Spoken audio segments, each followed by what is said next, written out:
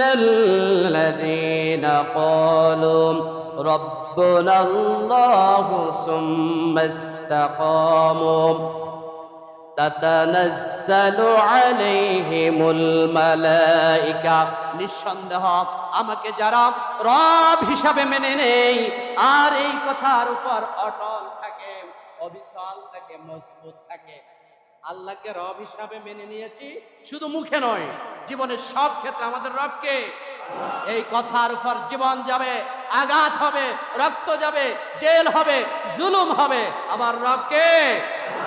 নাকি কেউ বললো হরিবল, হেমনাই করলাম হরিবল, অনেক কষ্ট নেন কেউ? খোদার কসম দিয়ে বলছি, আপনাদেরকে লজ্জিত করার জন্য আমি এখানে আসি নাই, আপনাদেরকে তাওহীদের দাওয়াত দেওয়ার জন্য এসেছি। আল্লাহর কোরআন থেকে কথা বলছি। কার কথা এগুলা? মুসলমান তো এমন হবে আল্লাহকে রব হিসাবে মেনে নিয়েছে, সুম্মাস্তাকামু, যারা আল্লাহকে রব হিসাবে মেনে নেয় তাদের প্রতি দুনিয়ার অর্থ সম্পদ, গাড়ি বাড়ি সব কিছু উপেক্ষা করে আল্লাহর জন্য জীবনকে উৎসর্গ করবে। তাতানাজ্জালু আলাইহিমুল মালায়েকা, আল্লাহর পক্ষ থেকে তাদের জন্য ফেরেশতা নাজিল হবে। জোরে বলেন সুবহানাল্লাহ। ওই ফেরেশতারা আসে তখন বলেন আল্লাহ তাখাফু, ও আব্দুর রহমান, আল্লাহর গোলাম, দুনিয়ার কাউকে তুমি ভয় পেও না। দুনিয়ার জমিনে যেমনি ভাবে আমাকে রব হিসাবে মেনে নিয়েছ, আমি আল্লাহকে রব হিসাবে মেনে নিয়েছ, আমার রবের জন্য জীবনের অর্থ সম্পদ লস করেছ, কষ্ট করেছ, মার খেয়েছ, আঘাত খেয়েছ, সম্পদ হারিয়েছ, সুম্মাস্তাকাম, আমাকে রব হিসাবে মেনে নিয়ে এই কথার উপর অটল অবিচল ছিলে। ফেরেশতারা তখন বলে আল্লাহ তাখাফু, আল্লাহ সংবাদ পেড়ে পাঠিয়েছেন আপনি কাউকে ভয় পাবেন। আমরা কি কাউকে ভয় পাই? কথা বলেন। বাম আর রামরা যদি দুনিয়ার শ্রেষ্ঠ মাস্তানি করতে পারে, আমরা মুসলমানের সন্তান হয়ে আল্লাহর দেওয়া বিধান নিয়ে আল্লাহর পথে নিজের জীবনকে কেন উৎসর্গ করতে পারবো না? মুসলমান হারিয়ে যাওয়ার পিছনে থাকার জাতির মুসলমান নয়। মুসলমানের ধ্বনি আজকে নেই, মুসলমান আল্লাহু আকবার এই ধ্বনি আর মুসলমানের মধ্যে আজকে সেই ঈমান আজকে দুর্বল হয়ে গেছে। আল্লাহ তাখাফু ওয়ালা তাহজানু, ফেরেশতা তখন বলে বান্দা আল্লাহ ছাড়া তুমি কাউকে ভয় পেও না, ভীত সংকুচিত হয় না, নার্ভাস হয় না।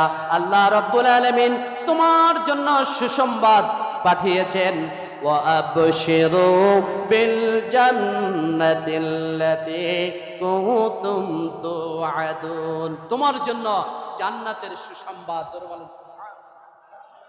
তুমি যদি এমন ঈমান আনতে পারো, দুনিয়ার অর্থ সম্পদ, লোভ লালসা, দুনিয়ার ক্ষমতা, রাজত্ব, অন্যায় ভাবে অনেক কিছু আসবে, ইমানদার এগুলার দিকে ভ্রুক্ষেপ করবে। ইমানদার আল্লাহকে মেনে নিয়েছে, সে আল্লাহর জন্য জীবনকে বাজি রাখতে প্রস্তুত, জীবনকে উৎসর্গ করতে পারো, কারণ জীবন দিয়েছে কে? জীবন দিতে বলো কেন এত ভয়, জীবন দিতে বলো কেন এত ভয়, তা তো একদিন দিতে হবে, জিহাদ হবে, শহীদ হবে, বীরের মতো বাঁচতে হবে। জীবন দিতে বলো কেন এত ভয়, আল কোরআনকে বুকে নিয়ে সামনের দিকে চলো, সকল বাধা উপেক্ষা করে আবার তুমি এগিয়ে আসো, হবে হবে জিহাদ হবে, বীরের মতো বাঁচতে হবে। আমরা বীরের জাতি। কিসের জাতি? কারণ আমাদের লালন করে একজন, তিনি কে? দুনিয়ার কাউকে আমরা তন্ত্র মন্ত্র, দুনিয়ার কোনো কিছু আমরা ভয়, আমাদের আল্লাহ আছে। কে আছে? দুনিয়ার অনেক শক্তি, অনেক ক্ষমতার অনেক পাহাড় ছিল, মুসলমানের নারায়ে তাকবীর, আল্লাহু আকবার, এই ধ্বনির কাছে পৃথিবীর সব নাস্তিক বেঈমানেরা সব কিছু পালাতে বাধ্য হয়েছে। ঠিক না ঠিক? আজকে মুসলমানের ইমানে শক্তি নাই, তাওহীদে বিশ্বাসী নয়, মুসলমান একাধিক রবে বিশ্বাসী, মসজিদে এক আল্লাহর, বাহিরে আর ওই আল্লাহর হুকুম মানতে রাজি নয়। আমার প্রিয় ভাইরা,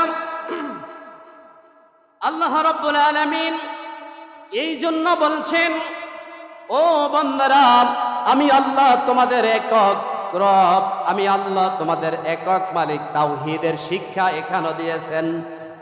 আলা লাহুল খালকু ওয়াল আমরু তাবারাকাল্লাহু রাব্বুল আলামিন। আল্লাহু আকবার। সৃষ্টি করলেন কে? আরো আসতে বলেন, সৃষ্টি করলেন কে? আকাশের নিচে জমিনের উপরে সব কিছু সৃষ্টি জগৎ, সপ্তম আসমান জমিন, চন্দ্র সূর্য নিহিরিকা গ্যালাক্সি ছায়াপথ তারাপথ সব কিছুর মালিক একজন। তিনি কে? তিনি বললেন, আলা লাহুল খালকু ওয়াল আমরু। আমি যদি একমাত্র তোমাদের সৃষ্টিকর্তা হই, তাহলে এই জমিনের মধ্যে, আমার সৃষ্টি জগতের মধ্যে মানব রচিত কোনো আইন মতবাদ চলতে পারে? আমার দেওয়া আইন, আমার দেওয়া বিধান, আমার হুকুম চলবে। এটাকে আপনারা সবাই রাজি আছেন না নাই? হুকুম মানবো কার? দুনিয়ার সারা জীবন তো সবকিছু লাফাইলাম, অনেক নাচলাম, লাভের বেলা equal to zero. Equal to কি? জিরো। আমার নেতা নেত্রীর পিছনে আমি অনেক ভাইকে রব ভাই করে স্লোগান দিয়েছি। দিয়েছেন না? দেন নাই? বাংলাদেশে অনেক মানুষ রব ভাই করে স্লোগান দিয়েছে, দেয় নাই? আমার চোখের দেখা একটি কথা আপনাদেরকে বলছি। 1996 সালে আমাদের রামগতিতে একটি বিশ্বব্যয় হয়েছিল। আপনারা বিশ্বব্যয় বেড়ে নাম শুনছেন না শোনেন নাই?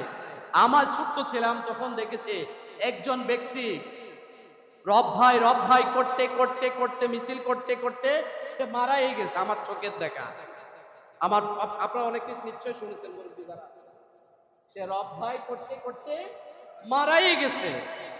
কিন্তু সেই রব যদি একমাত্র তার প্রকৃত রবের জন্য হতো, তার এই মিত্র দুনিয়ার সব কিছু আনন্দ উপভোগ শেষ করেও পরবর্তী জীবনে আল্লাহর জান্নাত তার জন্য বাধ্য হয়ে যেত। আসলে আমরা প্রকৃত রবকে রব মানি। দুনিয়ার সব কিছু যদি আল্লাহর হয়, আলা লাহুল খালক ওয়াল আমর, আমার নির্দেশ চলবে, আমার হুকুম চলবে।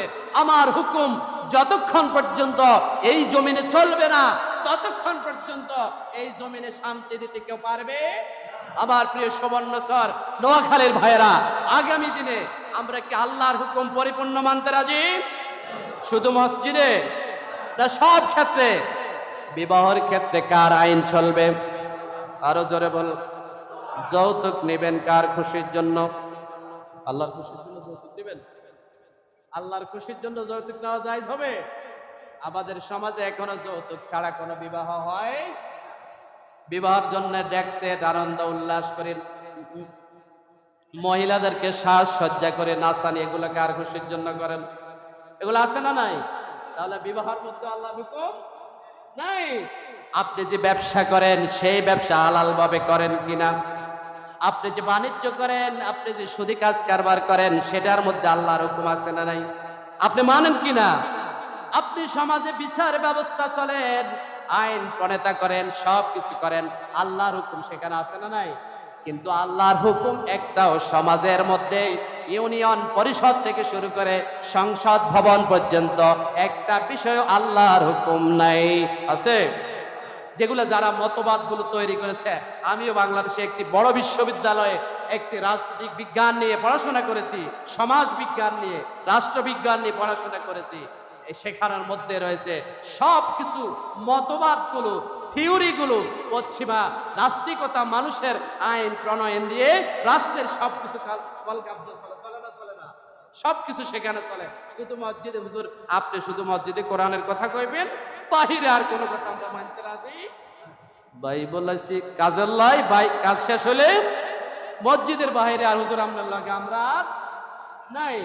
আল্লাহ পাক রব্বুল আলামিন তাওহীদের পরিচয় দিয়ে তিনি বলেন, আলা লাহুল খালকু ওয়াল আমরু তাবারাকাল্লাহু রাব্বুল আলামিন।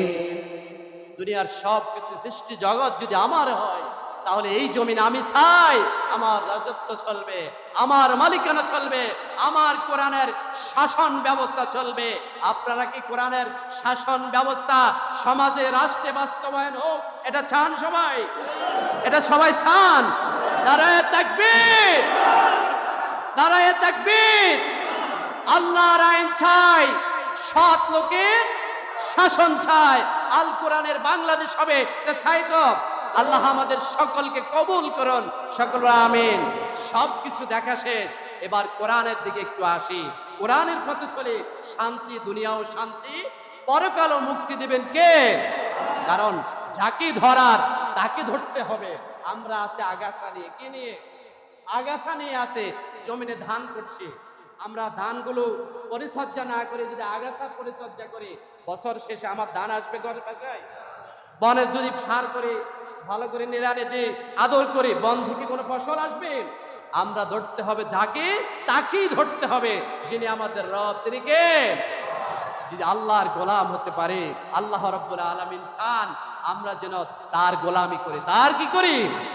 গোলামি করে। এখানে আমি যদি এখন বলি আমরা কে, আমরা এক একজন এক এক পরিচয় দিবেন। আমি অমুক নেতা, আমি ইমাম সাহেব, আমি বক্তা, আমি মুয়াজ্জিম সাহেব, চেয়ারম্যান সাহেব, মেম্বার সাহেব, এমপি সাহেব, আমি অমুক দলের নেতা, তমুক দলের নেতা, এরকম বলবেন না? বলবেন না? অথচ আল্লাহর কাছে একমাত্র আমাদের পরিচয় আমি আল্লাহর বান্দা। সুবহানাল্লাহ বলেন। আমি কার বান্দা? আমি না বলি আমি আল্লাহর বান্দা।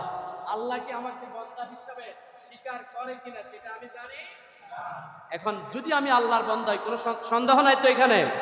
আমরা যে আল্লাহর বান্দা, কোনো অস্বীকার করার কোনো রাজি নাই তো? বান্দার কাজ কি সবাই বলেন? বান্দার কাজ হলো বন্দেগী করা। কি করা? কার? দুনিয়ার মানুষের না আল্লাহর? আমরা কার গোলাম? যদি আল্লাহর গোলাম হয়, আল্লাহ চাই দুনিয়ার শুরু থেকে শেষ পর্যন্ত, দোলনা থেকে কবর পর্যন্ত, এবং ব্যক্তি থেকে পরিবার থেকে রাষ্ট্র পর্যন্ত সব কিছু তোমরা আমার গোলামি করো। সুবহানাল্লাহ। এখন আমরা শান্তি নাই কেন? শান্তি দিতে কেউ পারবে না। আমি গত 3 বছর আগে শান্তির হাট ওয়াজ করেছিলাম। তখন একজন ভাইকে জিজ্ঞাসা করলাম, মুরব্বী আপনাদের বাজারে কি শান্তি আছে? হুজুর শান্তির হাটও এখন আর শান্তি। এই যে এখন একটা সমালোচনা করে, হাই হাই দেশে কি অরাজকতা, দেশে শান্তি নেই, কি শান্তি দিবে? বর্তমান যিনি আমাদের প্রাইম মিনিস্টার, রাষ্ট্রের প্রধান উপদেষ্টা, অনেকে সমালোচনা করি, কেউ ভালো আলোচনা করি। আসলে শান্তি কি ওনাদের হাতে? শান্তি কি ডক্টর ইউনূসের হাতে শান্তি?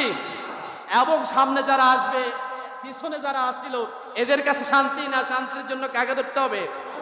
আমরা আসলটা ধরে থুয়ে রাখে নকলটা নিয়ে আসি। এই জন্য শান্তির ভাগ্যের চাকা আমাদের ঘুরছে না। আসুন আমরা প্রত্যেকে সে আল্লাহর বান্দা হয়ে জীবনের সব ক্ষেত্রে ওই আল্লাহর বন্দেগী করি।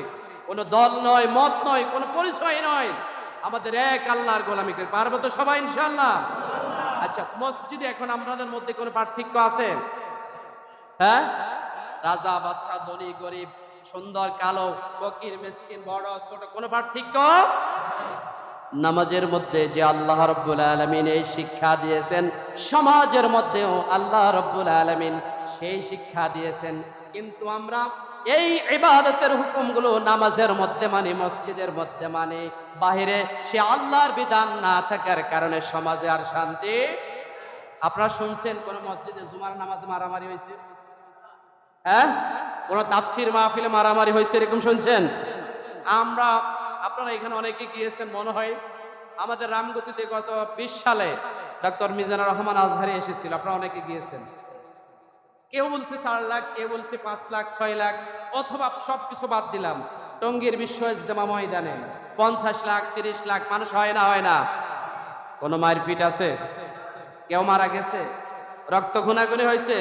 কাউকে স্টেজ দেয় না কেন? কাকে বক্তব্য দিতে দেয় না কেন? কেউ বড়, কেউ ছোট, আমি নিচে বসবো কেন, শুইবো কেন, ঘুমাইবো কেন, এরকম কোনো মায়ের হয়েছে? কেন হয় নাই? 50 লাখ মানুষ কেন মায়ের হয় নাই? কারণ সেখানে আইন চলছে কার?